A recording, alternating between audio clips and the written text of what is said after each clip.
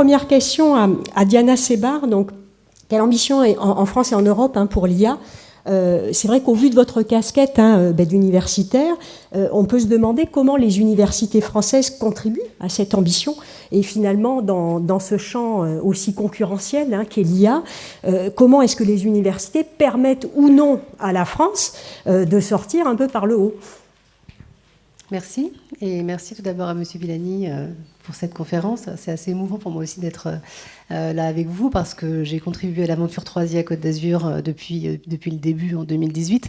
Alors pour répondre à la question, comment les universités contribuent à la souveraineté européenne, je crois que les universités aujourd'hui, dans tous les domaines liés aux technologies de pointe, comme c'est le cas de l'intelligence artificielle, elles ont un rôle fondamental puisque cette souveraineté, elle est sous-tendue d'abord par une expertise en matière de recherche, par une recherche d'excellence. Ça, c'est une condition sine qua non.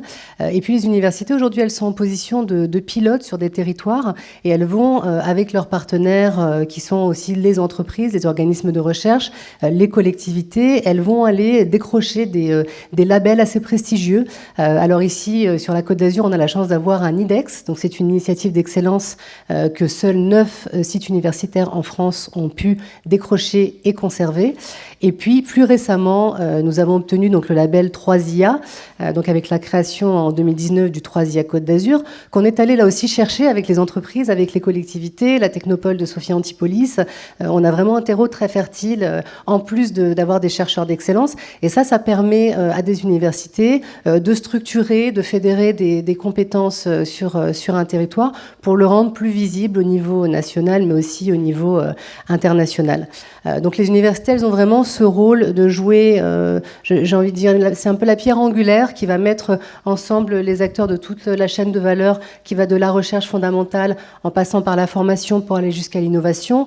Et on va essayer de faire en sorte, avec les moyens qui nous sont donnés par ces labels comme le 3IA, de renforcer des écosystèmes de recherche, de les environner pour que, à terme, on ait des solutions concrètes qui sortent des laboratoires et qui aillent irriguer le secteur économique, donc les entreprises, mais aussi la société civile. Voilà, donc ça, c'est le rôle des universités, la recherche, la formation. Vous aviez évoqué tout à l'heure le projet Ephelia Côte d'Azur. Donc ça, c'est un autre label que l'on a pu obtenir dans la suite des 3IA, qui nous permet de décrocher 8 millions d'euros supplémentaires. Donc le 3IA Côte d'Azur, c'était 19 millions d'euros sur 4 ans. Ephelia Côte d'Azur, c'est 8 millions d'euros supplémentaires donc pour massifier la formation en intelligence artificielle. Donc actuellement, depuis 2022, on développe des formations en intelligence artificielle, donc fondamentale et puis appliquée à l'intention de différents acteurs. Donc ça répond aussi à la question pour qui? Eh bien pour tout le monde, pour les formateurs, pour les apprenants aussi, y compris les professionnels, puisqu'on va évidemment former les étudiants de l'université, mais on va aussi faire de la formation sur mesure pour des entreprises qui souhaitent intégrer de l'IA à leurs solutions. Et ça, c'est quelque chose de très important en termes de compétitivité. Formation continue, en fait Formation continue, exactement. On va promouvoir la formation continue dans ce projet-là. Et c'est une composante très importante qui va contribuer à la compétitivité et donc à la souveraineté. Voilà. Que dire d'autre? Nos chercheurs contribuent aussi, M. Villani a lourdement insisté sur les questions d'éthique, sur les biais. On a des experts à l'université et au 3IA Côte d'Azur qui s'intéressent fortement à ces questions-là. On a une action transversale sur l'éthique, la réglementation, les normes, la question de gestion des données, etc., qui s'applique à tous les domaines auxquels l'Institut s'intéresse. Donc voilà, les universités, elles contribuent à tout ça avec leurs partenaires. Juste peut-être une question de clarification, mais pour le lien justement formation continue avec les entreprises, vous fonctionnez par appel à projet ou c'est les entreprises qui viennent vers vous et qui vous demandent en fait de monter des formations à la carte? Oui, alors effectivement, on ne fonctionne pas par appel à projet. Il faut savoir que le 3IA Côte d'Azur, c'est un outil, et ça c'est pas à M. Villani que je vais l'apprendre, qui par construction est très lié aux entreprises. Donc les entreprises ont soutenu ce projet-là dès le départ. territoire. On a un dialogue continu avec nos partenaires industriels. Ils sont dans nos conseils, on les rencontre régulièrement, on échange sur leurs besoins. Là aussi, grâce aux clusters qui se sont créés sur le site, je pense au cluster IA et ICARE, qui fait dans les grands groupes. On a ce dialogue continu et donc on va avoir du sur-mesure qui va se faire au gré des besoins. Voilà, les appels à projets, on en est friand aussi en France, mais là plutôt sur d'autres sujets pour attribuer des financements de projets de recherche. Merci beaucoup, en tout cas, Diana. Peut-être pour faire le lien avec Justine, parce que Justine est docteure en microbiologie, donc avec un parcours universitaire et une spin-off, en fait. C'est ce qu'on disait au début. Donc, Mycophyto existe depuis 6 ans. Dans un secteur très particulier. Si je fais référence au rapport encore de 2018, on voit que l'écologie et l'agriculture augmentée y prenaient une place importante.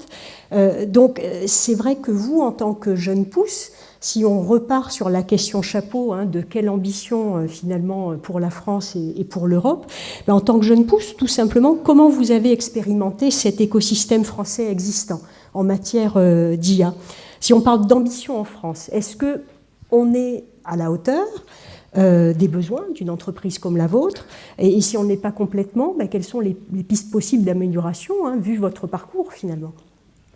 Oui, déjà, merci Marc Hollandy de nous permettre de parler de ces sujets-là et de parler d'agriculture et d'IA. C'est pas toujours des choses qu'on pense à associer immédiatement. Merci Cédric aussi de me permettre d'intervenir de nouveau à tes côtés.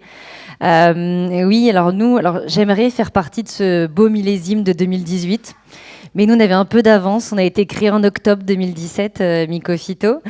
Mais on n'est pas loin quand même de ce millésime. Je vais m'associer dedans. Et on fait partie effectivement de ce qu'on appelle maintenant l'agritech. Donc, qui faisait effectivement partie des enjeux du rapport, parce que l'agriculture aujourd'hui, elle fait face à des défis qui sont colossaux. Je rappelle juste quelques données. On doit nourrir 11 milliards d'humains en 2050, dans un contexte où on a un changement climatique d'ores et déjà bien présent, qui bouleverse les choses, avec des ressources naturelles qui s'appauvrissent, et puis avec un grand oublié, le sol. 95% de notre alimentation vient du sol. Et ce sol, aujourd'hui, il est en train de se dégrader. Cette fertilité des sols, on est en train de la perdre. Et donc, il faut qu'on arrive à venir régénérer ces sols, les revitaliser pour assurer notre souveraineté alimentaire. On parlait de souveraineté, on a un défi de souveraineté alimentaire, il faut qu'on arrive à le résoudre. Donc nous, on s'inscrit dans cette 3e révolution agricole, qui est celle finalement des défis technologiques, des innovations de rupture, alors avec laquelle de nombreux défis qui ont été cités dans le rapport sont apparus. L'enjeu de la couverture du réseau des agriculteurs. On parlait avec le CICTIAM de ces sujets-là. Comment amener des agriculteurs qui sont dans des zones alpines à avoir accès à du réseau pour se connecter à leur smartphone, pouvoir voir ce qui se passe dans leur parcelle. Donc il y a l'interopérabilité aussi des objets. De plus en plus d'objets connectés, et comment ils discutent entre eux. Et puis moi, je vous ai parlé du sol. Alors, quel lien avec ce sol ? Nous, en fait, on va venir amener de la vie dans les sols et optimiser des associations entre des plantes et des champignons qui étaient là depuis 400 millions d'années, mais qui, dans des systèmes agricoles, ont été malmenés et ils sont assez peu présents aujourd'hui. Donc, on va venir vraiment utiliser cette association-là pour produire plus et mieux avec moins. C'est vraiment ça l'enjeu.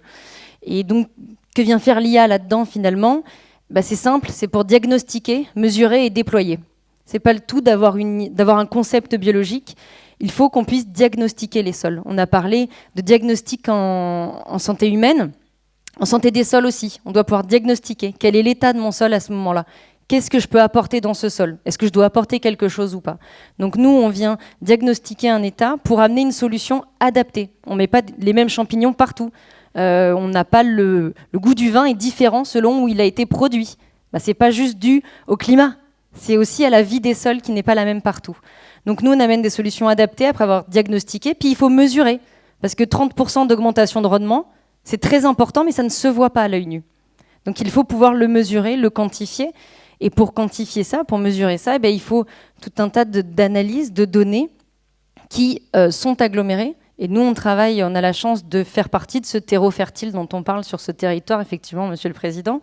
On a été issus de l'Université Côte d'Azur et de l'INRAE, et on a pu bénéficier de cet écosystème déjà aujourd'hui. Vous l'avez dit, moi je suis microbiologiste, alors moi j'étais un peu loin des algorithmes et de l'IA.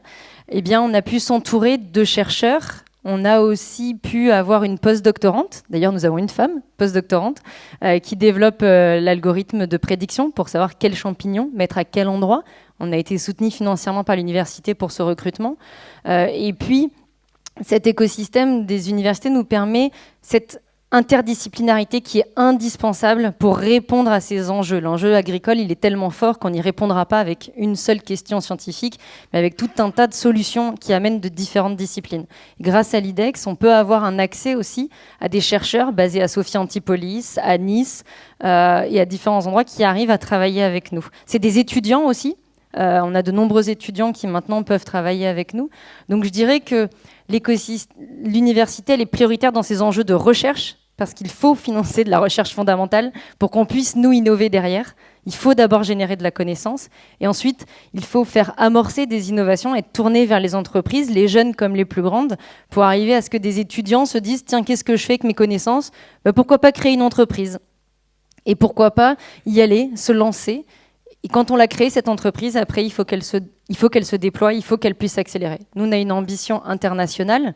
Il faut qu'on soit accompagné. L'université nous accompagne déjà beaucoup. L'État aussi, avec le plan France 2030. On est labellisé French Tech 2030, qui permet donc de nous accompagner, de nous donner accès à différentes sources de financement. Puisque quand on fait de la tech, les temps sont longs. Alors, j'espère qu'on ne mettra pas 50 ans entre la connaissance et l'application. Mais on a quand même une bonne dizaine d'années. Des investisseurs qui veulent des retours sur investissement à 3 ans, c'est compliqué pour nous. Donc il faut qu'on arrive à changer aussi ces modes de fonctionnement pour qu'on intègre ces technologies, qu'on leur permette demain d'arriver à la société. Peut-être je me permets de rebondir sur ce que vous avez dit, Justine, et puis sur ce qu'a dit Cédric Villani aussi dans son intervention. Parce que vous avez parlé de santé des sols, donc vous avez parlé de santé. Et moi, je me le suis noté, vous avez dit que le plus gros obstacle, en fait, c'était obstacle politique et culturel pour la question de l'accès aux données. Donc là, on touche aux infrastructures, gestion de bases de données, etc. Donc je me posais juste la question, dans le rapport de 2018, il y avait un fort appel pour justement ouvrir au maximum les données. Et donc là, 5 ans plus tard, on en est où ? Donc c'est une question très ouverte. Alors moi, j'ai sûrement qu'une toute minime partie de la réponse, et je pense que Cédric aura plus d'informations là-dessus, mais nous, par exemple, on est confronté à un enjeu, on a besoin de données dans les sols, et en particulier de données de microbiologie des sols, bien qu'il y a eu de gros efforts sur des enjeux de séquençage, de métagénome en fait, dans les sols, eh bien, on manque encore de cette donnée. Aujourd'hui, c'est la donnée qui est la plus limitante. On a des accès à des données climatiques, des données de typologie de sol. Est-ce que c'est du sable ? Est-ce que c'est un sol sableux, limoneux, argileux, etc. Mais par contre, la vie dans les sols et la microbiologie, on a beaucoup de mal aujourd'hui à l'identifier. C'est dû au fait déjà qu'on connaît très mal cette vie dans les sols. C'est 1/4 de la biodiversité terrestre, mais c'est une grande inconnue. Donc on a du mal parce que quand on essaye de faire matcher un bout d'ADN sur quelque chose, ça ne matche sur rien. Donc, parce qu'on l'a jamais identifié. Donc nous, on a encore un manque de données en termes de microbiologie des sols. Ça se développe. Il y a eu des atlas de la biodiversité bactérienne, par exemple, qui est sorti à l'échelle française. Mais il nous manque, nous, encore sur la partie microbiologie des sols, des données. C'est pas tant l'accessibilité en open, c'est surtout la connaissance de base qu'on n'a pas, déjà. Merci.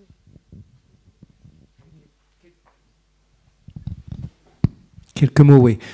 Ici, on est sur un sujet qui, évidemment, est en fort développement. On se rapporte à la santé environnementale, les questions d'évaluation de diagnostic et de recensement de où et comment la vie dans tel ou tel territoire, où il y a une complexité, évidemment, intrinsèque du sujet, une complexité administrative non négligeable. On est en train de parler de territoire. On sait bien qu'on a un truc qui s'appelle millefeuille territorial, qu'on se prend de plein fouet quand on fait de la politique et qu'on se prend aussi quand on veut avoir des informations. Et on se heurte de toute façon à cet obstacle extrêmement redoutable que j'aime bien appeler la viscosité, quand juste les processus, les marches à suivre et tout ça forment une extraordinaire, un écran qui vous empêche d'avancer, d'aboutir, ou qui absorbe tous vos efforts, toute votre énergie.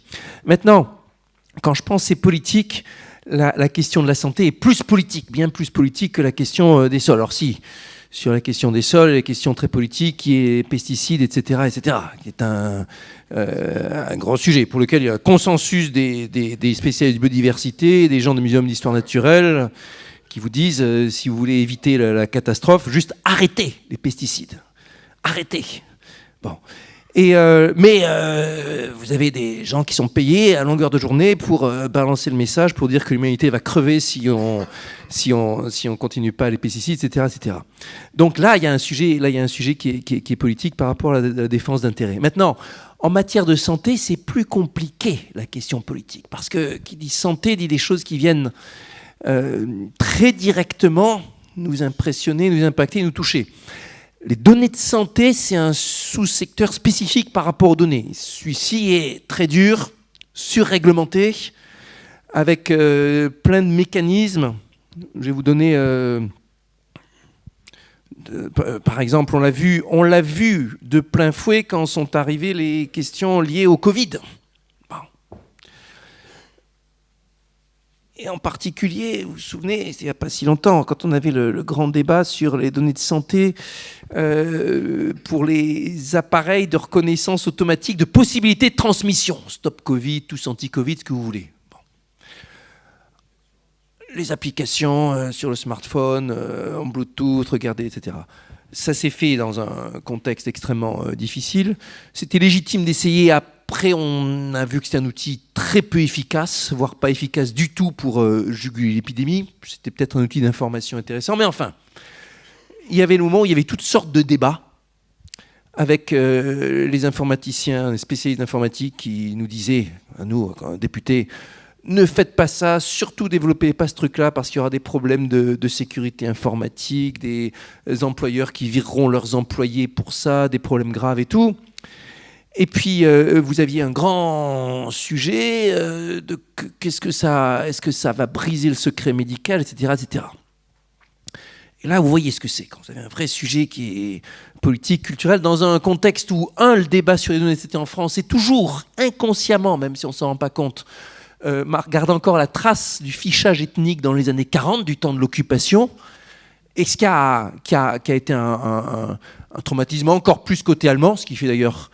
Côté allemand, ils ont très clairement arbitré que c'était impossible pour l'État de maintenir un tel fichier. Ils préféraient que ce soit un grand acteur, y compris un Google ou autre, qui gère ces fichiers plutôt que l'État, tellement le souvenir était pesant. Mais en tout cas, côté français, incontestablement, il y a encore ça qui est présent. Et puis, le scandale du sang contaminé, qui a laissé des traces dans le Fonds général de réglementation, dans les lois un peu partout, qui fait que vous avez des règles, des procédures un peu partout sur tous les sujets en France, monstrueuses.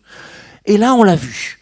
On l'a vu dans les complications administratives pour faire le truc, on l'a vu dans les grands débats sur qui allait avoir le droit d'y aller accès, et on l'a vu le sommet quand il y a eu le débat sur l'acceptabilité, qu'on a fait passer ça par les comités légitimes pour évaluer. Ça s'appelle la CNIL, ça s'appelle le Comité national du numérique, ça s'appelle le commissaire européen de la protection des données ou le contrôleur européen de la protection des données.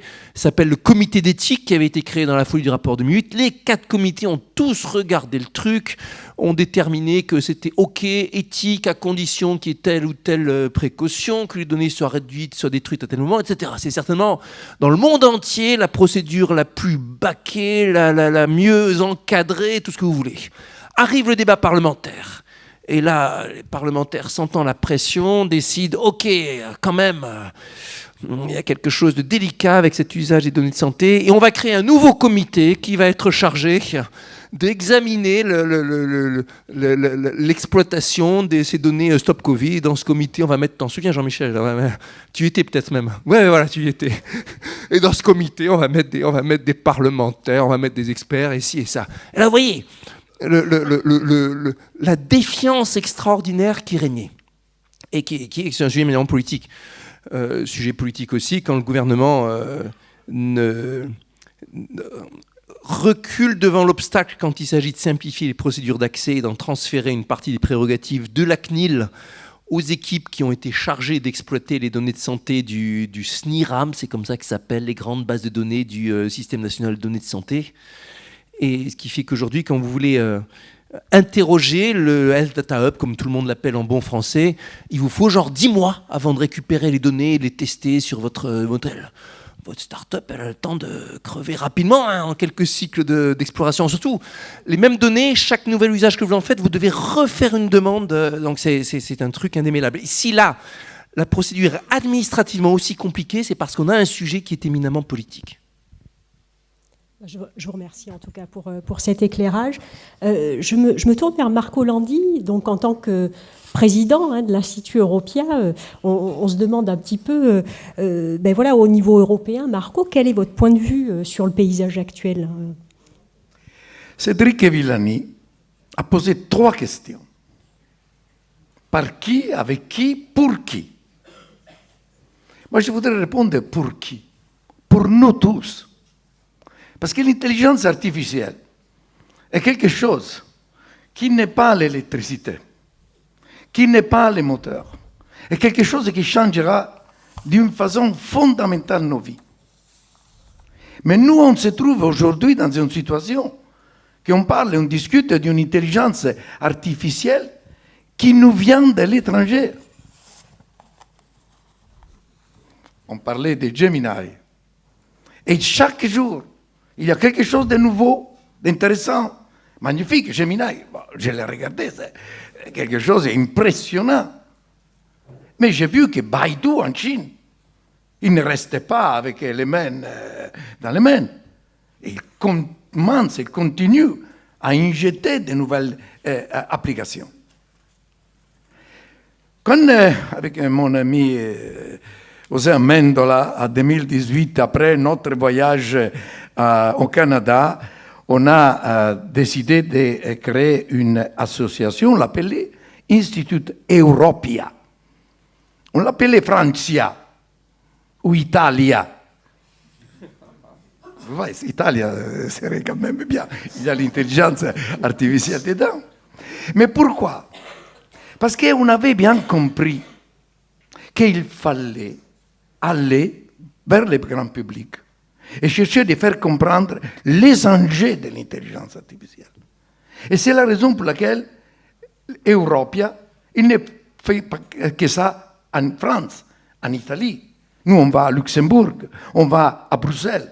Et on cherche de faire comprendre aussi aux politiques, parce qu'ils ont peur de l'importance de l'intelligence artificielle. Et il y a 3 gaps sur lesquels il faut agir. Avant tout, il y a le gap du genre. On parlait avant.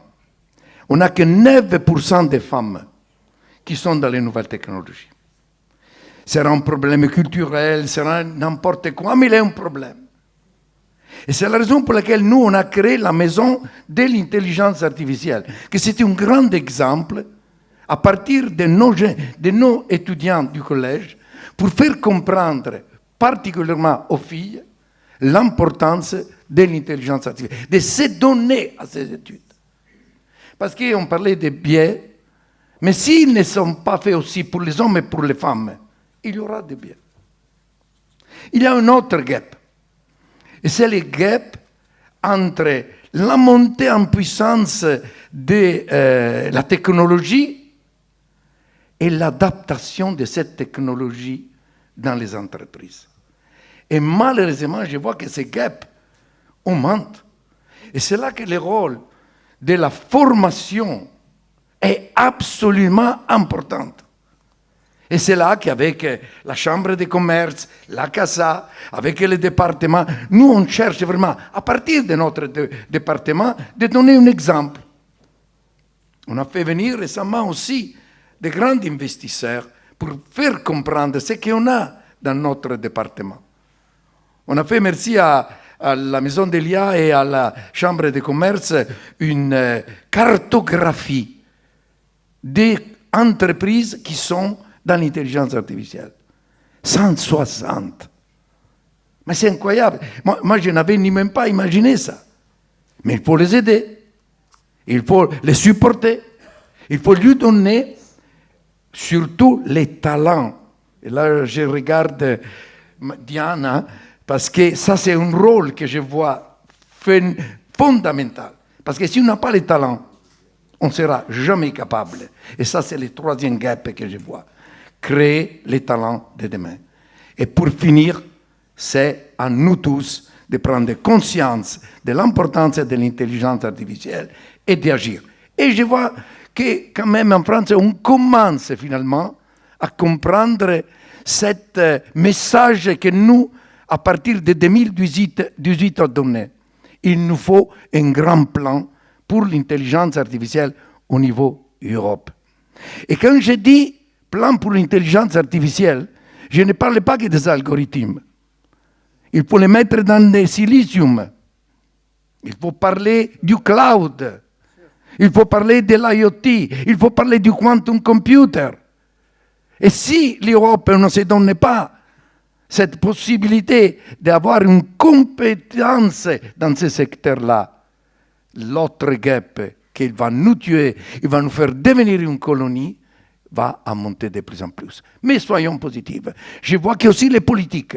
J'ai entendu lundi passé un grand politique français qui a commencé à dire il nous faut un plan au niveau Europe. C'est la première fois que je l'ai entendu.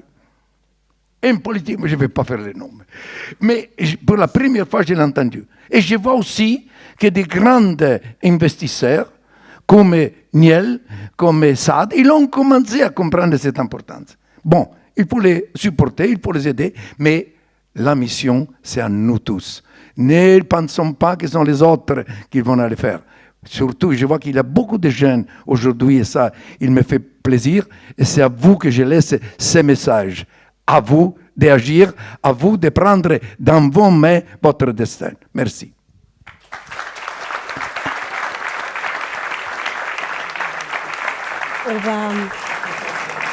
On va prendre 3 questions.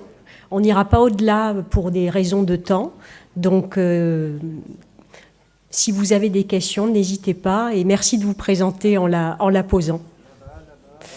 Alors, je vais remettre mes lunettes, moi, parce que je ne vois pas grand-chose. Ah ben, voilà. Là-bas. Bonsoir. Je vous remercie pour vos interventions de qualité. Je tiens à aborder un point. Monsieur le député, vous avez à cœur, je crois, l'écologie, notamment au niveau de la politique.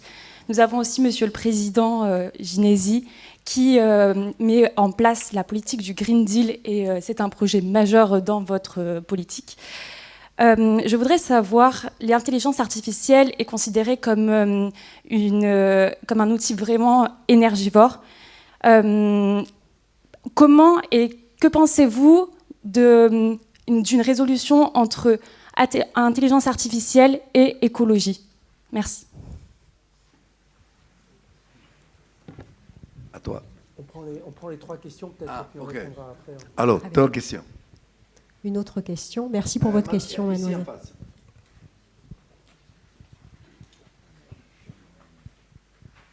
Bonjour, merci beaucoup Cédric Villani. Je suis Isabelle Galine, donc la directrice de la Maison d'intelligence artificielle qui a la lourde tâche d'acculturer plus d'1 million d'habitants. Et au tout début de votre exposé aujourd'hui, vous nous avez dit que c'est une forme d'acculturation qui vous a amené à devenir médaillé Fields, à vous intéresser à l'intelligence artificielle. Alors dites-nous quel a été le déclencheur dans tout ça, parce que ce serait un vrai plaisir de pouvoir continuer à transmettre ce goût pour les mathématiques et l'intelligence artificielle. Une autre question. Voilà. Regardez là à gauche. Oui. Oui, bonjour. Je veux savoir si au niveau des politiques, on pourrait commencer à légiférer un peu plus vis-à-vis de l'IA et de parler de l'opacité des intelligences artificielles. Quand je parle d'opacité, c'est comment ont été entraînés les modèles, comment sont-ils fine-tunés. Vous parliez des modèles très masculins qu'on voit. Quels sont les gens, leur nationalité, leur religion, leur couleur de peau, qui ont pu faire ce fine-tuning. Donc est-ce que les politiques pourraient avoir une action dans ce sens-là? Pourriez-vous vous présenter, monsieur? Oui, je suis Yves-Marie Lebé, j'enseigne l'IA. Et je rejoins Marc Landy comme expert au niveau de l'Europia. Merci. Une dernière, je vois là. Une femme. Allez, à gauche, à ta gauche. À ta gauche. Voilà. Bonsoir, Stéphanie Lopez, je suis chercheuse à l'Université Côte d'Azur et aussi dans le comité scientifique Smart Deal. Donc toutes les questions autour de l'IA, de l'éthique, je les trouve tout à fait pertinentes. Le fait que l'écosystème se développe aussi bien sur les thématiques de formation que d'éthique, que de l'industrie, avec les ponts, voilà, je trouve ça vraiment merveilleux. Mais on a aussi une tendance à se dire qu'il y a peut-être un peu trop de pluralisme, un peu trop de redondance dans certaines thématiques. Il y a peut-être beaucoup de startups sur une thématique qui aurait peut-être tendance à pouvoir s'agglomérer pour pouvoir être plus puissante dès le début. Comment on pourrait arriver sur le long terme à une unification de ces volontés? Pareil, dans le terme de formation, je vois qu'il y a beaucoup de podcasts. Moi-même, j'ai essayé de lancer sur la sensibilisation du grand public. Comment est-ce qu'on pourrait trouver un moyen d'unifier toutes ces tendances pour être peut-être plus impactant? Merci. Bon, je vais faire un premier tour, donner des éléments sur les quatre questions, puis mes petits camarades se chargeront de compléter, donner leur vision. En premier, aujourd'hui, ma conviction, d'abord, IA et écologie. Je pense que c'était la première fois que sur un rapport de cette ampleur, il y avait un gros accent sur IA et écologie à l'époque, en 2018.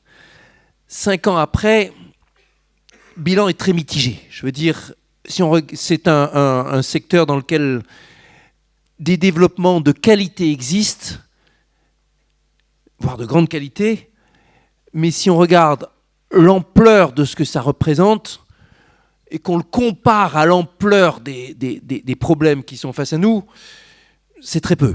Alors, non seulement c'est très peu, mais en plus, en vrai, les gros problèmes écologiques, ils sont avant tout, ils se posent de façon très brute, en problème de physique, de biologie, que vous ne pouvez pas contourner avec des questions d'information. Si vous regardez l'agriculture, vous avez un consensus de tous ceux des instituts qui ont travaillé sérieusement sur l'évolution de l'agriculture que à la fin des fins, vous ne pouvez pas échapper au fait qu'il faut désaccoutumer le système de son addiction aux énergies fossiles qu'on trouve dans le transport, dans la fabrication des engrais, dans un paquet d'étapes. 2, sortir des pesticides avec des conséquences et des adaptations que ça a sur les questions de rendement et autres.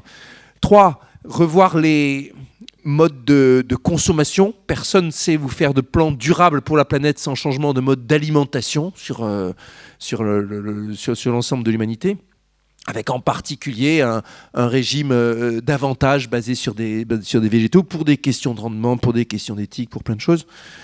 Et 4, les remaniements économiques qui vont avec tout ça, et en particulier revalorisation du métier d'agriculteur, d'agricultrice. Bon. Si vous demandez en quoi l'IA va aider là-dedans, c'est toujours indirectement où on aide. Par exemple, dans ce que dit Justine, l'IA vous aide à trouver la bonne solution mycorhizienne. Mais ça n'empêche pas qu'il vous faut vraiment, il y a un truc vraiment biologique qu'il vous faut mettre dedans. On pourrait dire que sur les questions, économiques ou de pesticides, l'IA va aider au débat politique peut-être par rapport aux pesticides. Mais vous voyez que c'est qu'un effet secondaire, c'est pas directement. Donc il faut bien avoir ça en tête. L'IA dans ces sujets écologiques, ça va aider, mais ce n'est pas ce qui va faire le gros du travail. Deuxièmement, aujourd'hui, si vous avez des effets brillants, comme ce que racontait Justine, qui est juste brillant, et vous en avez d'autres aussi, que ce soit des questions d'optimisation d'énergie, des questions de santé environnementale, de détection de ci ou ça, d'évaluation des stocks de biodiversité, de ce que vous voulez, vous avez les effets négatifs. Énergie en est un, mais franchement, certes, c'est impressionnant quand vous prenez un modèle, un LLM, vous voyez la quantité d'énergie que ça représente, mais c'est 1 ou 2 ou 3. Il n'y a qu'un petit nombre de ces LLM. L'entraînement du LLM, en soi, ça pèse pas lourd dans le bilan écologique. Dès que vous avez les usages, là, ça pèse beaucoup plus lourd. Le gros de l'empreinte du numérique aujourd'hui, c'est lié à nos usages, c'est l'empreinte matière, l'empreinte carbone qui est à la fabrication des smartphones ou la fabrication des très nombreux ordinateurs. En matière numérique, d'ailleurs, le plus gros impact individuel qu'on peut avoir sur son empreinte, c'est de renouveler son smartphone le moins possible ou d'utiliser des marques qui font du recyclage des smartphones. Ça écrasera toutes les autres actions que vous pouvez faire sur avoir un usage sobre ou des choses comme ça. Bon. Donc, tout ce qui est usagé, là, ça change. Et c'est là que vous avez les effets multiplicateurs. Il n'y a pas de mystère. Vous avez des centaines de millions ou des milliards d'usagers. Tout de suite, les coefficients deviennent énormes. En revanche, pour l'IA, les effets négatifs très forts, résolument, ils sont à chercher dans, d'une part, le fait que c'est utilisé dans les batailles idéologiques, d'habitude de façon forte, pas du bon côté. Par exemple, les algorithmes d'IA ici et là sur les réseaux sociaux, ils participent à la montée du climato-scepticisme ou climato-dénialisme. Vous avez des experts comme David Chavalarias de l'Institut des systèmes complexes qui analysent ça et qui montrent comment le narratif sur les réseaux est de plus en plus climato-sceptique et comment c'est alimenté par la structure des algorithmes et par les lobbyistes, les robots créés par les lobbyistes, etc. Donc ça, c'est un effet négatif important dans un contexte où transition écologique, c'est beaucoup de politique. Il y a des solutions, mais la mise en œuvre, le temps de conviction est énorme. Et deuxièmement, le fait que l'IA va servir aussi les processus économiques non écologiques. Typiquement, ça aide certes les experts du GIEC à mieux présenter leurs rapports, et c'est une grosse affaire comment l'IA va être utilisée dans le prochain rapport du GIEC, ils travaillent tous dessus, mais va aussi servir à Total à détecter des nouveaux gisements, aux grandes compagnies de voitures à faire des publicités pour des SUV qui sont là, d'un côté l'énergie fossile, de l'autre côté les grosses voitures, des enjeux majeurs de consommation pour l'écologie. Et donc, comme typiquement, quand vous avez un outil qui est utilisé par les uns et les autres, ceux qui sont les plus puissants économiquement peuvent l'utiliser encore davantage. Donc vous voyez, s'il n'y a pas de régulation là-dedans, que le rapport de force est défavorable. Troisième effet négatif de l'IA en écologie, il est tout bête, mais il est important, c'est l'effet de diversion. Je veux dire, l'IA, certes, c'est important, passionnant, majeur. Et j'aimerais qu'on y mette plus, que le gouvernement y mette plus et tout ça. Mais quand vous regardez les sommes alimentées par les investisseurs privés à l'international, les milliers de milliards de capitalisation dans le numérique, ou qu'une annonce, boum, boum, Google a perdu 100 milliards de capitalisation le jour où il s'est planté sur Bard. J'ai pas vu les chiffres pour hier, mais peut-être qu'il a gagné 100 milliards de plus hier. Bon, tous ces milliards par centaines qui sont là, estimés, etc., qui se demandent on va aller sur telle ou telle technologie de pointe comme l'IA, c'est autant qui vont pas sur les questions écologiques. Et tout ce temps de débat, les milliers d'heures qu'on passe, les millions d'heures qui sont passées à discuter de l'IA, c'est autant qui ne sont pas passés à discuter de l'écologie. Donc, c'est important de discuter de l'IA, mais il ne faut pas que ça fasse oublier le truc écologique qui est beaucoup plus low-tech dans la plupart de ces réalisations, mais encore plus important pour l'avenir de l'humanité. Donc, quand vous mettez ça en balance, aujourd'hui, le rapport de force est défavorable. Ce n'est pas une fatalité, c'est une question de volonté de la société.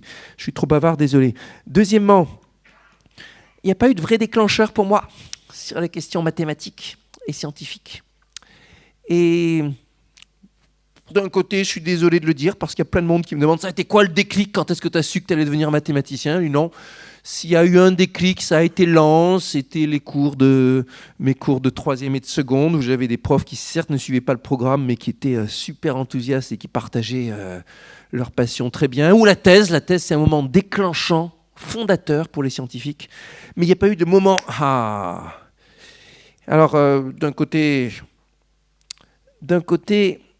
côté, les moments déclencheurs, c'est un narratif qui peut être dangereux. Si on insiste sur les moments déclencheurs, ça envoie peut-être le message implicite aux autres, ceux qui n'ont pas eu de moment, c'est c'est normal que tu t'y intéresses pas parce que tu n'as pas eu le moment déclencheur. Il n'y a pas eu le moment où la grâce t'a illuminé et où tu as connu ta vocation. Bon. Souvent, c'est pas comme ça. Il ne faut pas attendre que le moment déclencheur arrive. C'est en se plongeant dans un sujet, en le travaillant, qu'on découvre que le sujet il est intéressant ou passionnant. Et d'ailleurs, ça m'est arrivé dans des sous-sujets. Depuis toujours, je me souviens que mathématiques, c'est un truc qui me passionnait, qui m'intéressait, qui me passionnait. Mais quand j'étais lycéen, si on m'avait dit que je ferais carrière en physique mathématique, j'aurais pas cru. Même après mes classes prépa. Et surtout en physique statistique des gaz, qui est lié à la thermodynamique, un sujet que j'avais vraiment pas trouvé sexy quand je l'avais vu en classe préparatoire. Mais on sait jamais, l'esprit souffle où il veut. vous travaillez un sujet, et puis à un moment, vous découvrez tel ouvrage, tel cours, etc., que là où vous pensiez que c'était gonflant, finalement, c'est passionnant. Et beaucoup de boulot derrière. Mais le boulot, il est là pas seulement pour résoudre des objectifs, il est là aussi pour apprendre le sujet et pour le trouver passionnant. Pour légiférer, je vais juste dire qu'on a beaucoup de lois déjà, et que dans le contexte européen, on a les règlements, le RGPD, le DSA, le DMA, le EEAC, tous ces trucs, il fallait les faire, c'est légitime. Sur certains, il faudra peut-être revenir en arrière, je vais dire détricoter un peu, quand on verra comment à l'usage ça s'applique. Mais notre problème majeur aujourd'hui, là en Europe, c'est plus un problème de règlement, c'est plus un problème de loi. C'est un problème de ressources humaines, des problèmes de formation, des problèmes d'avoir des gens à tous les niveaux, les programmeurs, mais aussi les inspecteurs qualifiés qui sont capables de détecter les fraudes, mais aussi au niveau des conseillers d'orientation qui vont pouvoir donner des bons conseils, etc. C'est vraiment dans la réalisation que le truc manque. Si on s'imagine qu'on va régler l'IA avec juste des lois, c'est comme si vous faites confiance à un État pour assurer sa sécurité avec des lois, mais sans police, ni justice, ni bons conseils dispensés sur le terrain par les parents, par qui c'est quoi. Vous avez besoin de tout ça pour faire la sécurité. Vous avez besoin de ressources humaines spécialisées, vous avez besoin de discours, vous avez besoin de processus. Et alors finalement, sur les startups, unification et tout, alors attention, en ce qui concerne les startups, on n'est plus dans une période où l'argent coule à flot. Et on voit qu'en ce moment, il y a beaucoup de jeunes pousses qui terminent leur poussée. Et il va y avoir forcément un peu de sélection, de concentration qui va venir, et c'est pas plus mal. C'est dans ce genre de processus organique, c'est bien qu'il y ait un équilibre entre le bourgeonnement et la consolidation et la sélection. Et je suis assez... Là pour le coup, d'autres en parleront mieux que moi, mais je suis assez confiant que ça va se faire. Merci.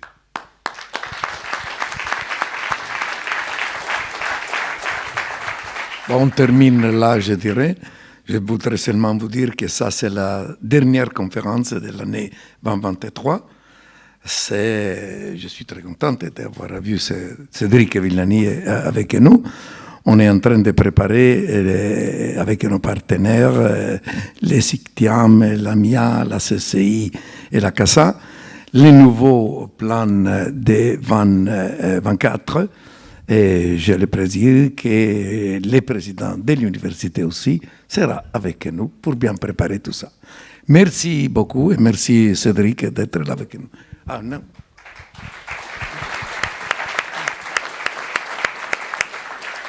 En réponse aux questions ouais, je vais peut-être juste ajouter sur le sujet de l'IA et de la transition environnementale.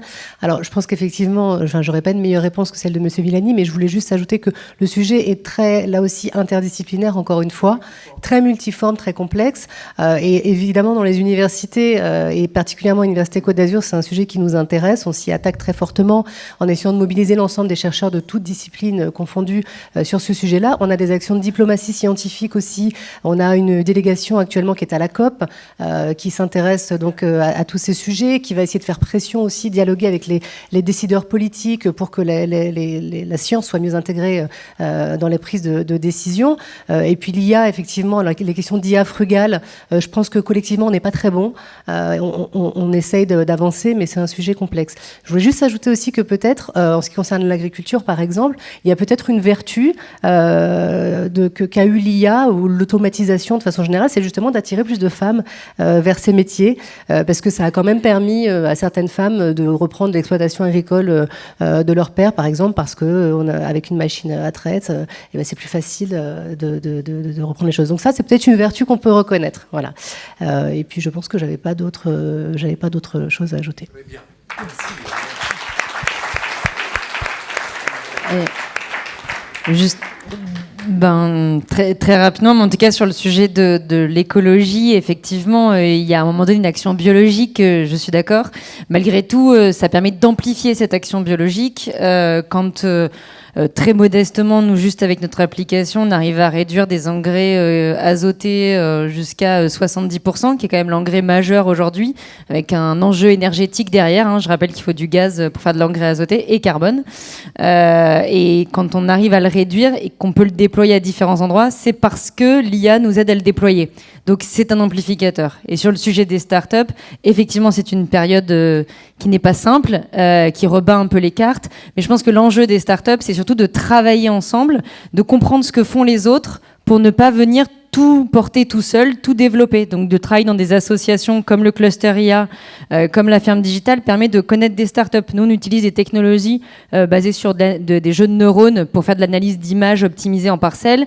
On ne s'est pas amusé à le développer, nous. Il y a une spin-off de l'INRIA qui fait ça très bien. On a collaboré avec eux et ils ont développé une application pour nous.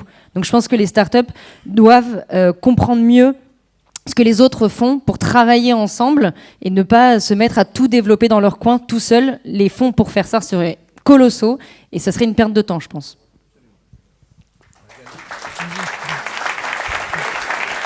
Merci beaucoup. Et évitez de dupliquer aussi au niveau des startups, parce que là, actuellement, tout le monde développe sa solution, hein, parce que l'enjeu, c'est aussi l'accès à des parts de marché. Donc ça, il ne faut pas non plus être naïf. L'IA est une formidable opportunité business. Et c'est comment, justement, moi, j'aurais commencé en chasse les lois du business aussi là-dedans, et jusqu'où on va. Est-ce qu'on se met des règles ou pas? Donc ça aussi, ce sont des questions à poser. Et j'aurais bien aimé avoir l'avis de quelqu'un de l'OMC, peut-être, pour nous éclairer sur le sujet. En tout cas, je voulais vraiment remercier tous les panélistes. Vraiment, merci beaucoup. Donc nous allons clore cette table ronde. Je vais demander à Justine Lipuma, Diana Seba et Marco Landi Marco Landi et Cédric Villani, vous restez sur la scène. Justine Lipuma et Diana Sebar, vous descendez. Et nous allons passer à la dernière partie de cette IA Date. C'est la partie de remise des prix. Et je voudrais inviter Monsieur le Président du département à monter sur scène, Monsieur Charles Ginesi, pour la remise du prix spécial.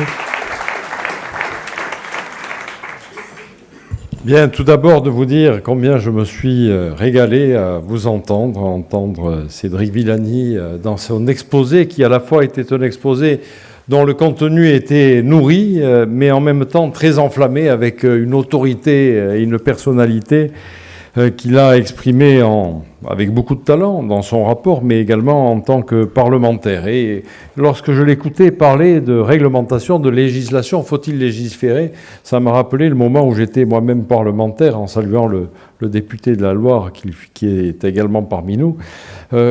Faut-il légiférer sur l'intelligence artificielle? Faut-il légiférer sur le numérique? J'y ai travaillé en 2007, vous voyez, donc c'était Nathalie Kosciusko-Morizet qui était à l'époque secrétaire d'État en charge du numérique, et on avait conclu gentiment qu'il était urgent de ne pas légiférer pour ne pas entraver l'économie du numérique, pour éviter qu'il y ait des cerveaux qui quittent la France et partent dans d'autres pays. Pour éviter cette hémorragie, il fallait alléger. Et je m'aperçois qu'en écoutant Cédric Villani, notamment sur le domaine de la santé, il nous a expliqué que le millefeuille était en train de bien s'empiler et que la législation était une entrave à cette réflexion et cette oxygénation à laquelle nous aspirons pour utiliser au mieux l'ensemble de nos données.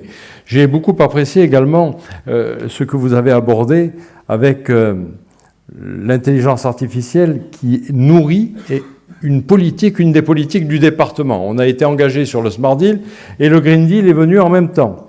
Et je sais que vous êtes particulièrement engagé, parce qu'on m'a soufflé que vous aviez privilégié le train plutôt que l'avion pour venir sur Nice. Il prend qu'un avion par an. Il prend un avion par an, donc c'est le bilan carbone allégé au maximum. On lui a proposé d'aller le chercher au train. Il nous a dit non, vous inquiétez pas, je sais me rendre à pied. Et il est venu à pied, donc refusant le véhicule automobile qui était à sa disposition. Ce qui veut dire qu'il y a des gens qui sont engagés, et il en fait partie, qui sont engagés sur la lutte pour l'environnement, contre l'utilisation des énergies carbone, contre la pollution atmosphérique avec les particules fines, avec un engagement qu'il met en application sur son quotidien. C'est relativement rare pour être souligné. Merci, Monsieur Villani, d'être sur cet engagement. Il y a avec la politique du Green Deal que nous menons avec le département, bien évidemment, toutes les réponses que vous avez apportées rapidement, parce que l'heure tourne, mais il y a eu quelque chose qui n'a pas été abordé et qui, à mes yeux, est fort, c'est l'utilisation de tous les capteurs que l'on peut avoir. Alors, Mycophyto, on va en reparler dans quelques instants, mais ces capteurs nous sont nécessaires quand on voit la dévastation que nous avons eue dans le département des Alpes-Maritimes. 200 mm d'eau, je le rappelle toujours parce que c'est vite dit, mais le temps passe sur les mémoires et efface quelquefois ces cataclysmes. C'était en 2015, 200 mm d'eau en 2 heures de temps sur la Brague, sur la Siagne. Le bilan était d'une vingtaine de morts, de personnes décédées. Il y a eu ensuite des épisodes pluvieux qui ont été dévastateurs. Et puis celui qui véritablement nous a dévasté la vallée de la Royale, la vallée de la Vésubie, une partie de la vallée de la Tinée, une partie de la vallée du Var, en voyant le maire de René Brichetti, le maire de Villars-sur-Var, nous voyons combien les territoires ont été touchés par cette dévastation. Et aujourd'hui, nous nous équipons de capteurs qui sont là pour prévenir. Alors on fait de la prévention avec le SMIAG pour guérir nos plaies, mais en même temps, on installe au sommet du Mont-Vial un capteur qui est une alerte qui va permettre de mettre les populations à l'abri. Et ces dernières années, nous n'avons pas eu à regretter de personnes décédées grâce à la mobilisation des services départementaux d'incendie et de secours, grâce à nos sapeurs forestiers, grâce à tous les équipements que l'on a vus. Donc le numérique au service de l'environnement et de la sécurité environnementale, là aussi, c'est une réalité. Bon allez, je ne vais pas me remettre à parler de tout ça parce que tout le discours et le sujet a été fait, mais il est quelque chose d'important à mes yeux, c'est que vous symbolisez pour moi l'art de l'arachnide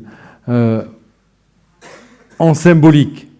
Et nous l'avons pour votre venue, symbolisé parce que il m'est venu une idée que j'avais soufflée à Marco Lendi, qui est ici, à qui je demande de venir à nos côtés, c'est de dire on va lancer le prix Terdia. Alors je me suis un peu inspiré parce que moi j'ai un attachement qui est viscéral sur la montagne et je me suis dit tiens on va inventer le prix comme on a les chamois d'or, comme on a les flèches, eh bien on va inventer l'araignée. Et je me suis tourné vers Delphine Guérard. Delphine Guérard qui, elle, nous a importé les microfolies en termes... c'est quelque chose d'absolument génial que la Villette a inventé et qui fait que dans le monde entier, nous pouvons consulter les œuvres les plus belles, les plus fortes qui sont produites ici et là ou qui ont été produites avec un détail qu'il n'est pas possible de pouvoir observer quand on est sur place. La Joconde observée dans la microfolie à Nice, eh bien, vous la verrez mieux que si vous allez au Louvre. Bon, j'exagère à peine. Mais on est dans la réalité.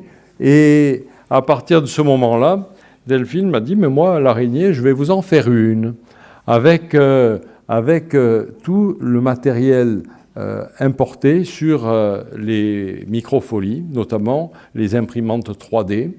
Et à partir de là, on vous a inventé une araignée qui est une araignée locale, qui est l'araignée locale. Donc, l'araignée des Alpes-Maritimes, Napoléon parce qu'elle a sur son abdomen le bicorne napoléonien.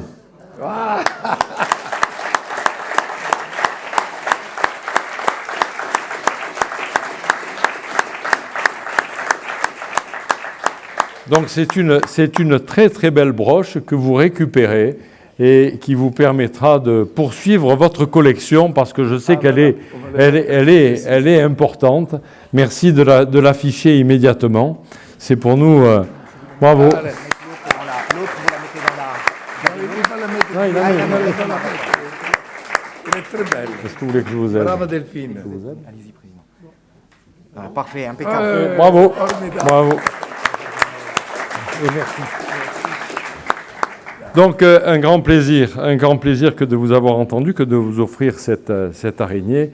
Et on est parti pour récompenser des prix sur cette terre d'IA, cette terre de l'intelligence artificielle. Et le premier prix, nous la donnons. Alors, le nom latin de cette araignée, c'est le Cinema globosum. Vous la connaissez? Non. Alors, ben voilà.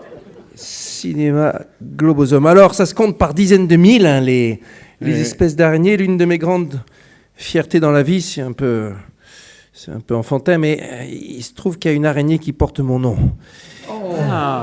Elle s'appelle Araignée la Villani. C'est une équipe iranienne qui a des équipes naturalistes, hein, et qui ont trouvé quelques nouvelles araignées dans les montagnes en Iran. Et comme l'un d'entre eux m'avait vu faire une conférence à Téhéran, il s'est dit celle-là, on va lui donner le nom de ce mathématicien qui aime bien les araignées. Génial.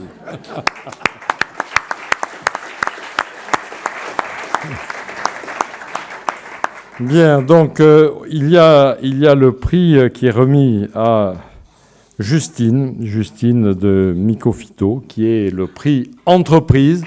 Elle est récompensée pour son action, et nous évoquions toute notre action, et vous l'évoquiez vous-même, sur la nécessité de créer un écosystème. Cet écosystème, on le crée avec la Chambre de commerce et d'industrie, et c'est dans cet esprit que nous remettons toujours l'araignée, alors cette fois transformée en trophée, à Justine. Marco. Bravo, congratulations. Et continuez avec ça.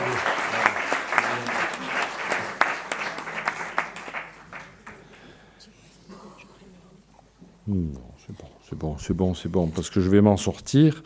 Le deuxième, après Justine Lipuma, il y a Diana Sebar, que j'appelle, et qui est récompensée en tant que directrice du 3IA.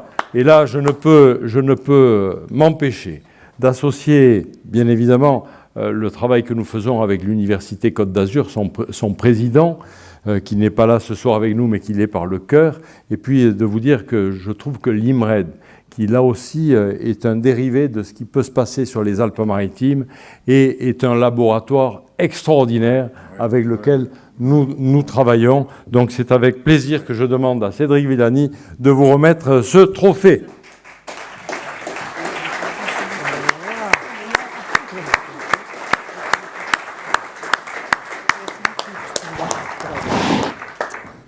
Je voudrais juste dire un mot pour dire qu'il y a un directeur 3e Côte d'Azur qui est Charles Bouveron et qui a été précédé par David Simplot avant lui et Jean-Marc Gambodo.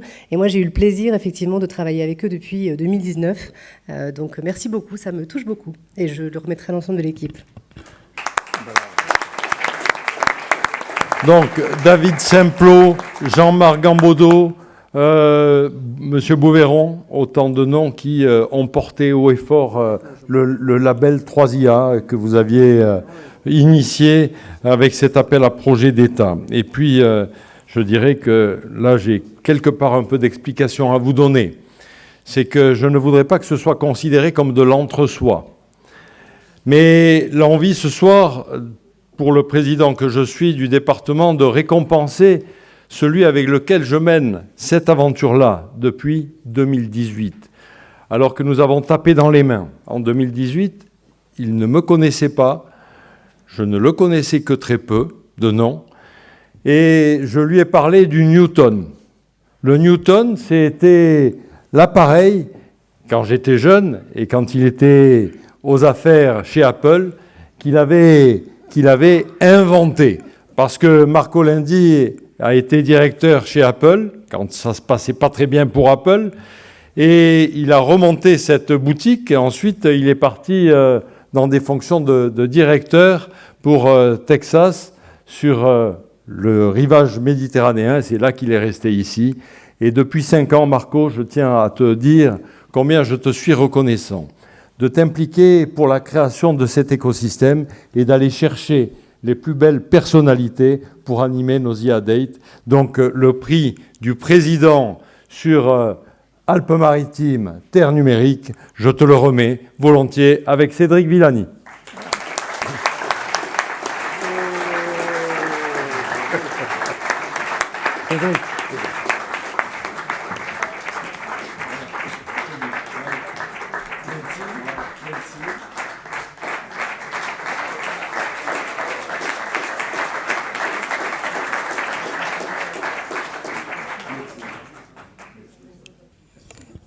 Peut-être, Marco, avant le mot de la fin, Attendez, avant le mot de la fin, il y a toujours une belle photo à faire avec les trophées. Je demande à Delphine de nous rejoindre également parce qu'elle a été à l'initiative de cette affaire-là.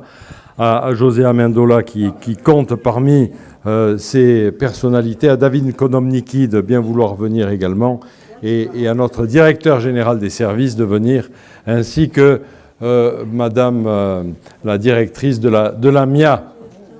Et je vais me mettre...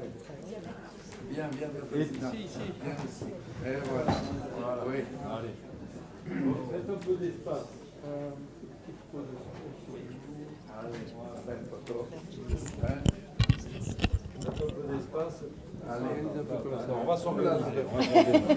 J'osais pas le bouger, oui. Non, c'est bon. Voilà. Attention. Allez, on y est. Un peu d'organisation, ça fait pas de mal. Allez, voilà.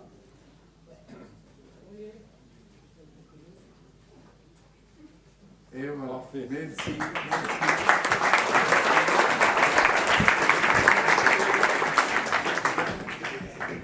Merci Charles-Ange, je suis vraiment reconnaissant de cet prix que tu me fais l'honneur de donner. Mais je voudrais te dire que j'ai une longue histoire d'amour avec les Alpes-Maritimes. Moi, je suis arrivé ici avec Diana, 1967, dans mon voyage de noces. Et c'est à partir de ce moment-là qu'on est tombé amoureux de la Côte d'Azur. Et quand, en 1982, ils m'ont dit, écoute, Texas Instruments, on a un job pour toi à Sophia Antipolis. Je dis, mais magnifique, je pars tout de suite. Et c'est de là que j'ai connu le sénateur Lafitte, avec lequel j'ai fait beaucoup de choses, beaucoup d'activités pour Sophia Antipolis. Le nom même de Telecom Valley, c'est nous qui l'a donné à Texas Instruments avec le sénateur Lafitte. Mais l'aventure continue et on n'est qu'au commencement. Et je vous remercie.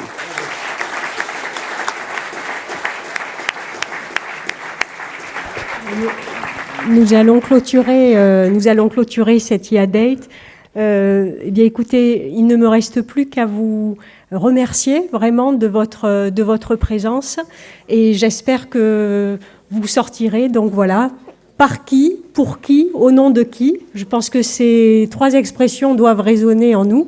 Et là, je vous invite à aller boire un coup, tout simplement. Merci.